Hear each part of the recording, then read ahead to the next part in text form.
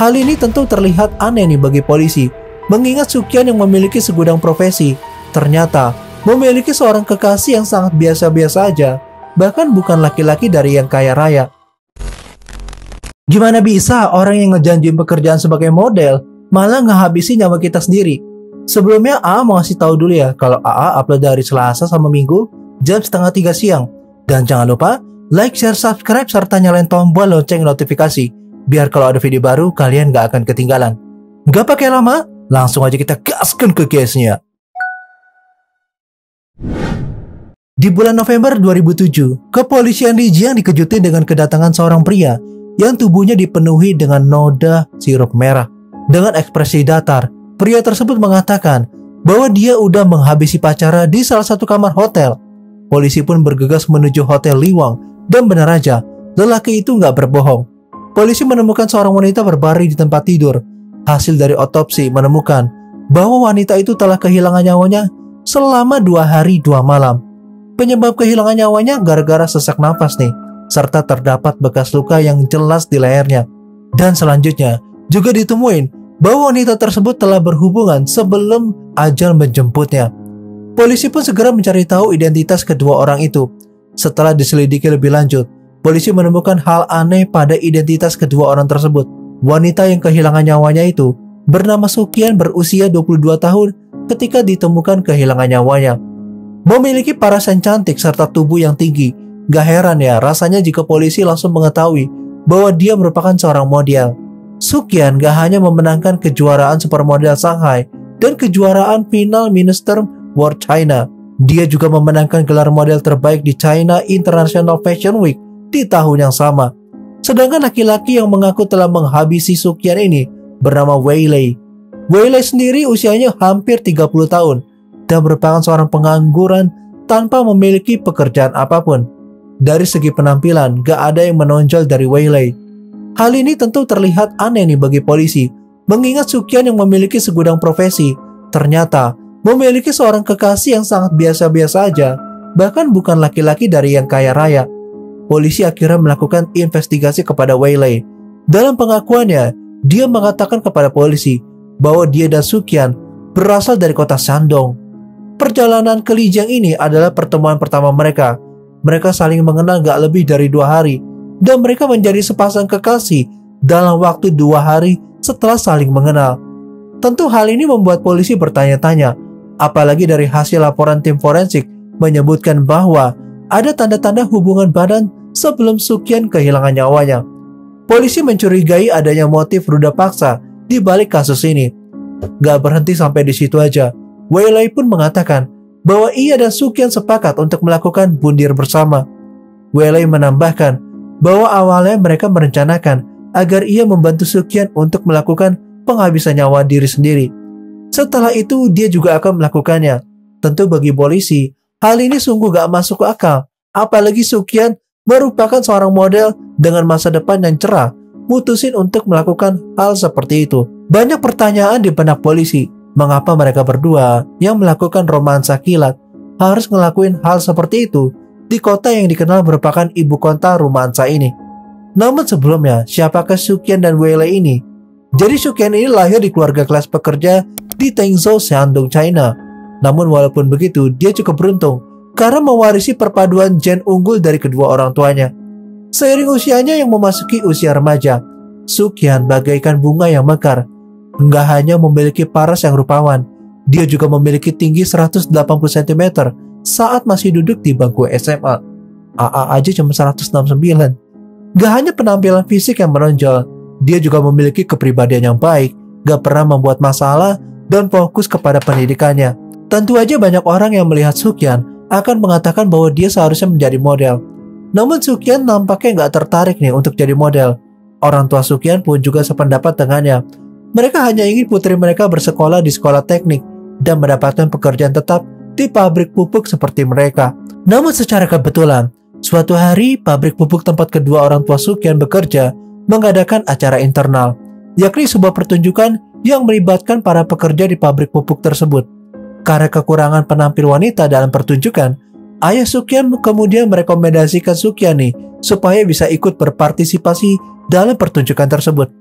Baik sang ayah maupun Sukyan mengira pertunjukan ini hanyalah sebuah episode kecil dalam hidup mereka.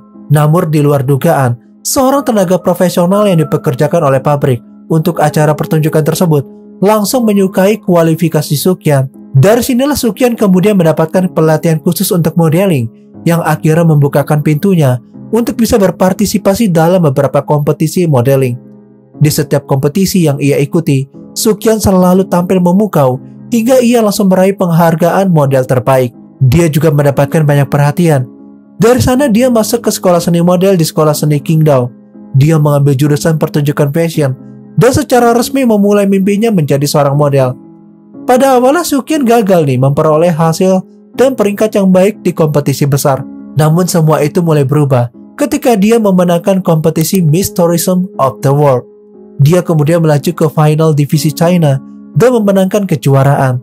Pada saat yang sama, dia juga memenangkan penghargaan bakat terbaik, penghargaan popularitas terbaik, penghargaan perhatian media terbanyak, dan masih banyak lagi. Dan di tahun 2004, dengan gelar cemerlang Nona Pariwisata Dunia, Sukyan pergi ke Beijing dengan penuh harapan. Dia berpikir akan ada peluang tanpa batas yang menunggunya di sana. Akan tetapi, nasib berkata lain. Selama setahun hidup di Beijing, ia nggak mendapatkan panggilan casting yang ia harapkan. Ia hidup terombang-ambing dengan uang yang terbatas selama di Beijing. Karena itulah ia memutuskan untuk kembali ke kampung halamannya. Ia kini nggak lagi bekerja penuh waktu sebagai model. Akan tetapi dia mulai bekerja sebagai tenaga penjualan di sebuah perusahaan real estate. Di waktu luangnya, dia sesekali mengambil pekerjaan paruh waktu sebagai model untuk acara-acara lokal. Di saat inilah dia bertemu dengan kekasihnya bernama Lin Jiyu. Dia merupakan penduduk asli Qingdao. Gak lama setelah hubungan percintaan mereka, Sukyan kemudian memutuskan untuk tinggal bersama Li Jinyu. Selama berpacaran, Sukyan dan Li Jinyu ini menjalani kehidupannya sederhana dan biasa-biasa aja, jauh dari kehidupan glamor. Pada bulan Oktober 2007, Sukyan mendengar kesempatan kerja sebagai model yang menawarkan sesi pemotretan pakaian.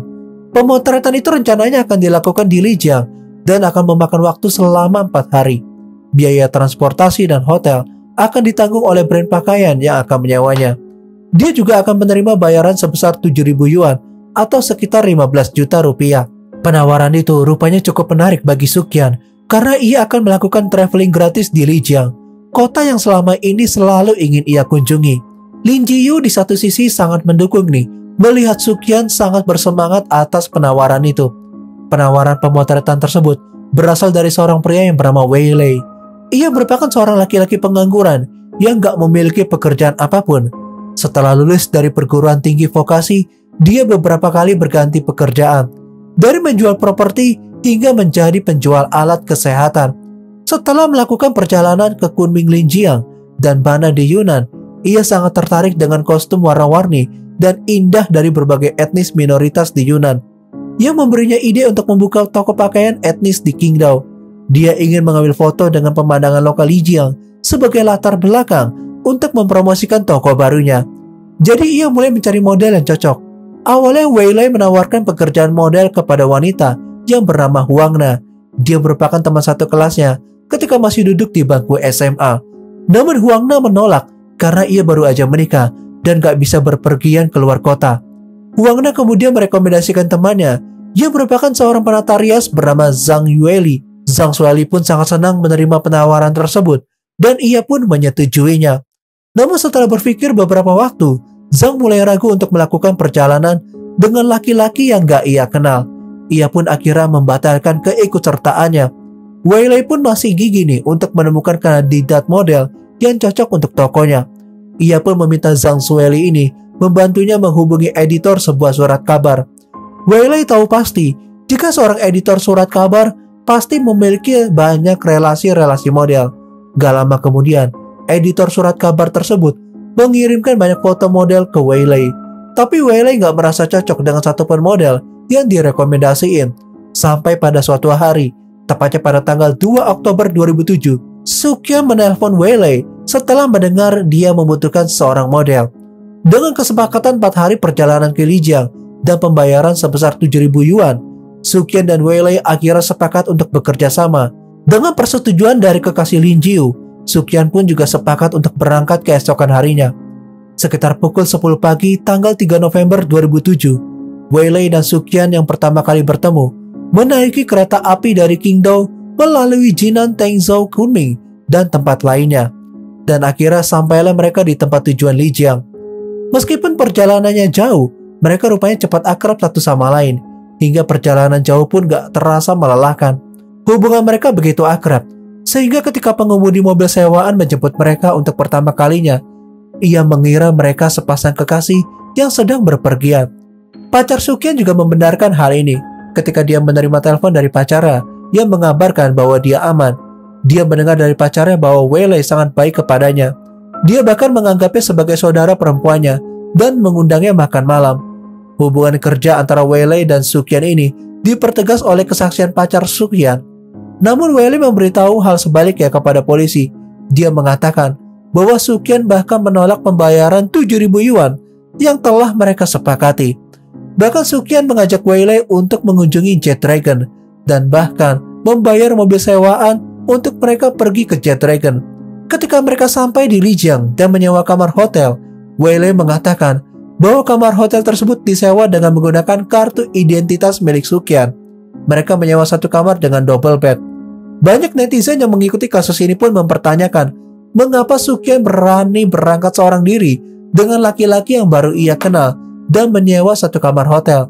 Satu hari setelah mereka tiba di Lijiang pada Minggu tanggal 4 November 2007, mereka nggak juga melakukan sesi pemotretan, melainkan mereka menuju Jet Dragon dengan mobil sewaan dan juga seorang sopir mereka berangkat di pagi hari dan setelah itu kembali ke kota sore harinya.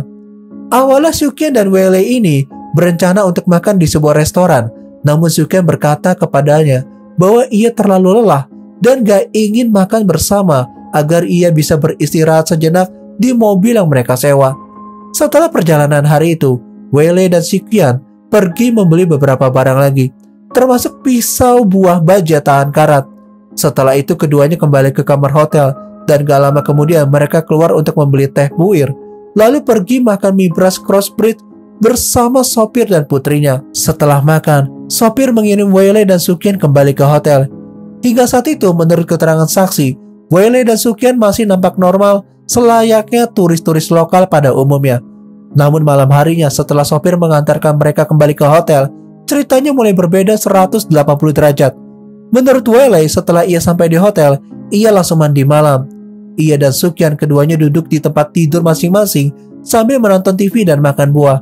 Namun setelah mengobrol, tiba-tiba mereka membicarakan tentang hubungan badan. Sambil masih membicarakan topik hubungan badan tersebut, Weilei perlahan mendekati Sukyan di tempat tidurnya. Sukyan pun gak menolak ketika Weilei mendekati dan mulai melakukan pendekatan kepadanya, sampai akhirnya mereka berhubungan badan malam itu. Setelah 2 kali melakukan hubungan badan, Weilei kembali ke tempat tidurnya. Mereka pun mengobrol hingga pukul 3 pagi. Percakapan itu kini mulai lebih dalam. Mereka mulai membahas tentang kehidupan mereka masing-masing, hingga tiba-tiba pembicaraan itu mengerucut ke arah ketidakpuasan mereka akan hidup mereka selama ini. Mereka pun berencana untuk melakukan bunuh bersama. Menurut pengakuan Weilei kepada polisi kala itu, Sukyan bertanya kepadanya siapa yang akan meninggal terlebih dahulu. Weilei mengatakan bahwa ia yang akan meninggal terlebih dahulu. Namun Sukyan mengatakan dia nggak tahu nih gimana caranya menghabisinya. Jadi lebih baik ia yang terlebih dahulu melakukannya. Kemudian seolah-olah kesurupan, Weilei dan Sukyan mulai saling membantu untuk melakukan bundir. Weilei mendekat duduk di samping Sukyan, kemudian mencekik lehernya dengan kedua tangannya. Ia meneruskan aksinya karena merasa Sukyan gak berontak atau meronta dan ia hanya terdiam dan pasrah. Untuk memastikan Sukyan udah meninggal, Weilei kemudian mengambil tali piyama dan mengikatnya di lehernya. Dia kemudian menutup wajah Sukyan dengan bantal karena takut melihat wajah Sukyan yang telah meninggal. Setelah itu Weilei mulai melakukan tindakan bundirnya. Ia mulai mengambil pisau dan mencoba mengiris pergelangan tangannya. Setelah itu ia berbaring di tempat tidurnya sambil menunggu kematian. Namun setelah subuh ia membuka matanya kembali. Luka di pergelangan tangannya tadi malam terlalu dangkal dan gak cukup untuk menyebabkan kematian akibat kehabisan darah.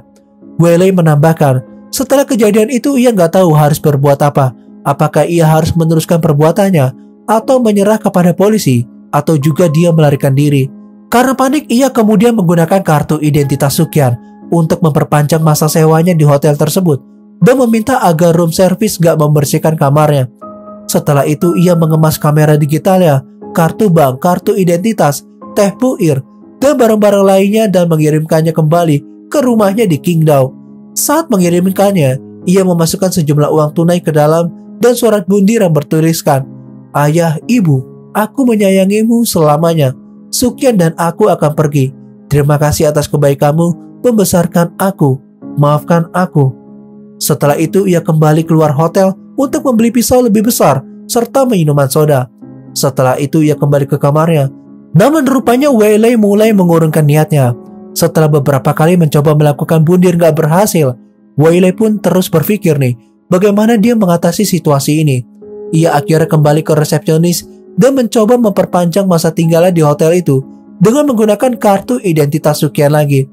Staf resepsionis pun menolak hal tersebut dan meminta Sukyan sendiri yang memperpanjang masa sewanya, mengingat kartu identitas tersebut milik Sukyan. Karena hal itu, Wei Lei dan pihak hotel sempat bersitegang karena nggak ada cara lain untuk kembali ke kamarnya. Di satu sisi, pacar Sukyan, Lin Jiu, mulai cemas nih karena dia nggak ngedengar kabar dari pacarnya sejak tanggal 4 November. Setelah menunggu 2 hari, Sukyan tetap gak memberi kabar. Ia pun memutuskan untuk mengambil tindakan. Lin Jiu mencoba mengakses handphone milik Sukyan dengan menggunakan kata sandi handphone milik Sukyan. Dari sinilah Lin Jiu mengetahui nomor milik supir mobil sewaan yang pernah mengantar Sukyan selama di Linjiang. Sopir itu pun mengangkat telepon Lin Jiu dan mengatakan bahwa Sukyan menginap di Hotel Liwang. Li Jinyu segera menelpon hotel tersebut dan bertanya apakah tamu bernama Wei Lei telah memesan kamar. Akan tetapi pihak hotel jelas yang menolaknya karena itu merupakan privasi. Li Jinyu merasa keadaan semakin aneh, maka ia segera mencari bantuan teman polisi di Qingdao dan akhirnya mengetahui bahwa hotel tempat pacarnya dan Wei Lei menginap memang Hotel Liwang. Untuk menjamin keselamatan pacarnya, Li Jinyu yang berada di Qingdao kembali menelpon resepsionis Hotel Liwang hingga 30 kali sampai akhirnya pihak hotel pun memberitahu nomor kamar serta nomor telepon kamar yang Sukyan tempati. Telepon di kamar hotel pun terus berdering hingga akhirnya Wei Lei memberanikan diri mengangkat telepon dari pacar Sukyan. Li Jinyu menanyakan keberadaan Wei Lei, kemana perginya Sukyan, karena telah berhari-hari nggak ada kabar darinya. Wei Lei mengatakan bahwa Sukyan telah menyelesaikan pekerjaannya dan mengambil penerbangan lagi kembali ke Qingdao. Li Jinyu bertanya lagi nih, kenapa ponsel pacarnya nggak bisa terkoneksi?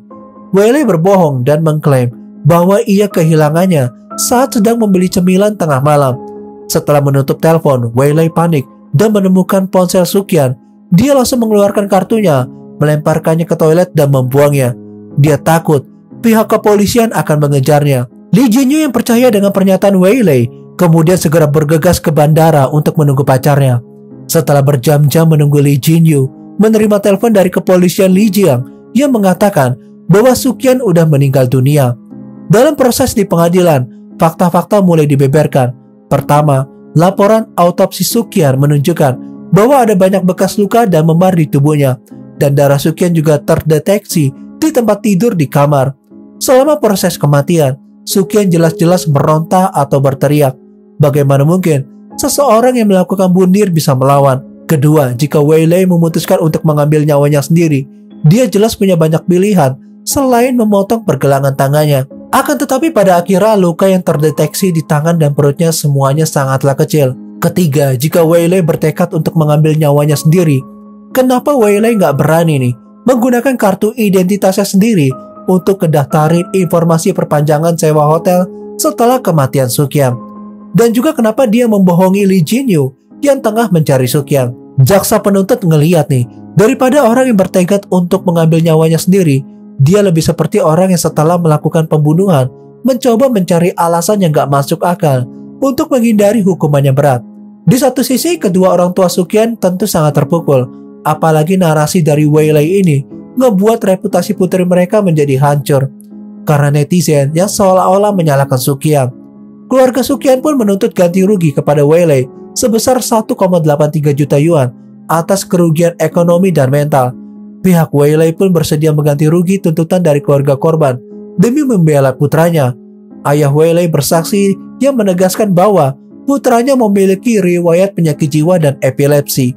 Setelah penyelidikan dan verifikasi polisi, Wiley sama sekali nggak memiliki riwayat medis epilepsi. Ayah Wiley sekali lagi menekankan bahwa meskipun ia dan orang tuanya normal, adik laki-lakinya, bibinya dan pamannya semuanya ternyata sakit jiwa. Dan adik laki-lakinya bahkan dirawat di rumah sakit jiwa Qingdao. Untuk memverifikasi situasi ini, lembaga penanganan kasus menugaskan lembaga penilai profesional untuk ngelakuin penilaian medis terhadap Wiley. Namun laporan penilaian yang dibuat pada bulan Juli 2008 menunjukkan bahwa kondisi mental Wiley normal dan ia dapat menjelaskan rincian kejahatannya secara rinci. Kata-katanya juga ngungkapin rasa bersalah dan penyesalannya atas pembunuhan Sukyam. Gak ada persepsi, gak ada gangguan berpikir, dan gak ditemukan halusinasi, delusi, atau gejala penyakit jiwa lainnya. Setelah banyak negosiasi dengan keluarga korban, kedua pihak mencapai kesepakatan untuk memberikan kompensasi sebesar 400.000 yuan atau sekitar 874 juta atas kerusakan mental. Pada bulan Desember 2008, pengadilan mengeluarkan putusan tingkat pertama yang menyatakan terdakwa bersalah atas pembunuhan yang disengaja dan menjatuhkan hukuman mati dengan hukuman percobaan 2 tahun. Oke lur, sekian dulu ya untuk kasus hari ini. Gimana nih menurut pendapat kalian? Udah cukup adilkah vonis untuk pelaku dalam kasus ini? Coba deh komentar di bawah ya. Dengan adanya video ini, AA berharap nih bisa menjadi pembelajaran bagi kita semua. Dan AA nggak pernah bosan-bosan untuk ngingetin kalau kejahatan itu bisa terjadi kapan aja dan di mana aja. I'm Jurnal AA, and still next time, stay safe ya lur.